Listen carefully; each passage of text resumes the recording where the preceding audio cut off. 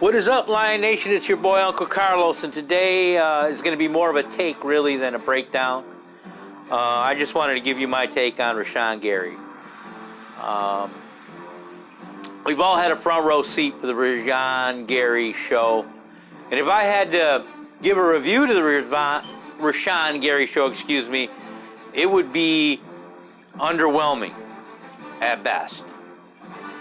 Now let's go down memory lane and think about how Rashan Gary got to where he is. In 2015, Jim Harbaugh lands at Michigan. Michigan fan goes crazy, khaki Jesus and all that stuff. He's going to make Michigan great again. He goes out on the recruiting trail, and in 2016, he lands Rashan Gary. #1 player in the entire country.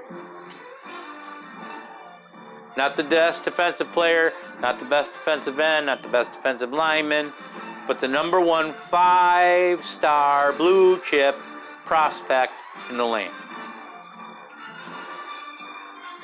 A Jim Harbaugh kind of a kid, right? Elite. Right away you put the moniker elite. You have elite coming to Michigan. First year he comes out, he flashes potential. There are some things, I'll admit, there are some things you felt, you could work with. Man, as big as he is, as strong as he is, as fast as he is, once this kid figures it out, it's going to be awesome. 4 years goes by, and really nothing changes. Now, let's not use the excuse that it's coaching. Jim Harbaugh's coordinators make upwards of a couple $1 million a year. Jim Harbaugh's coaching staff is not a Mickey Mouse coaching staff. Then you take a guy like Quentin Williams, who goes to a program like Alabama, and he's afforded the same things that Rashan Gary's afforded here at Michigan, and goes on to win a national championship and lose one. Play on the interior, sometimes a zero technique, and still outproduce Rashan Gary. Now, I've heard the excuse from Michigan fan, well, Uncle Carlos, he's a right defensive end. He sets the edge. He's more of a facilitator. He's not really you're not looking for splash out of him. And I call that bullshit. I don't care where you play in football. If you're elite, it jumps out. It pops off the screen. You can see elite safety play. You can see elite linebacker play. You can see elite defensive line play. And it doesn't matter where you line up. He never showed elite defensive line play. He'd have a splash play or two. He'd kill Indiana. He'd destroy Rutgers. That's what you remember when you saw elite.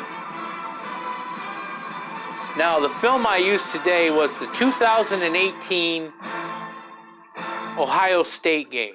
And I put the entire cut up in there. I didn't break this film down whatsoever. This is every defensive snap that man played in that game. And let's remember what was at stake in this game. Michigan comes in only losing one game with the #1 defense in the land. If they win this game, they get catapulted to the Big Ten championship game. And then they punch their ticket to the Final Four. And Harbaugh will have delivered. He would have been in the dance with a chance or competing for national championships again. And that's where Michigan saw itself as a program. Rashan Gary didn't deliver on that. The analogy that I can use, it's like going to the restaurant, opening up that menu and seeing that awesome picture of that whatever it is you want to order.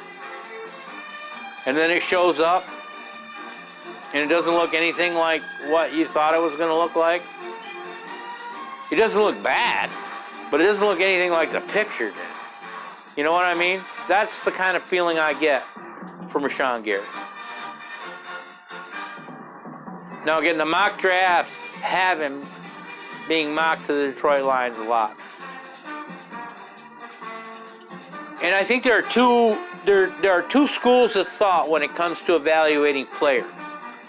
And I think it even translates to front offices. I think there's the camp that takes the film and says, okay, let's look at the film, and then we're going to go to the combine, and we're going to match the film and the combine up. In Quentin Williams' case, they're going to say, okay, Quentin Williams played outstanding in college. We go to the combine, and he blows it up. That's a blue-chip player. Then you take a guy like Rashan Gary, and you say, okay, well, he was average in college with some good moments, but we can't call him elite. Let's go to the combine and see what happens. Then you go to the combine, and he absolutely destroys the combine. He ran the fastest 40 time ever recorded for a defensive end in the combine. Then the coaches go back to the film, and they say to themselves, well, my goodness, I can't believe that. I mean, these guys over at Michigan must be asleep at the wheel. I'm sure I can get more out of this guy than what those guys got out of him. I'm in the other camp. I'd rather go and look at the film because the film is what it is. The film is 4 years body of work. The combine is a day. 2 chances at running a 40. 2 chances at running a shuttle and a cone. A chance at doing the bench press. They're minuscule moments in time. So for anyone, in my opinion, to give it that much credence over what the tape says is totally wrong. Bottom line, guys, for me, Rashan Gary is not a fit for the Detroit Lions. I'm hoping that Bob Quinn is in the camp of let's just go ahead and stick with the film and marry it up to the combine. Let's put more weight in the film than in the combine. Rashan Gary is not what the Lions need, in my opinion. Thanks for taking the time to listen. Peace.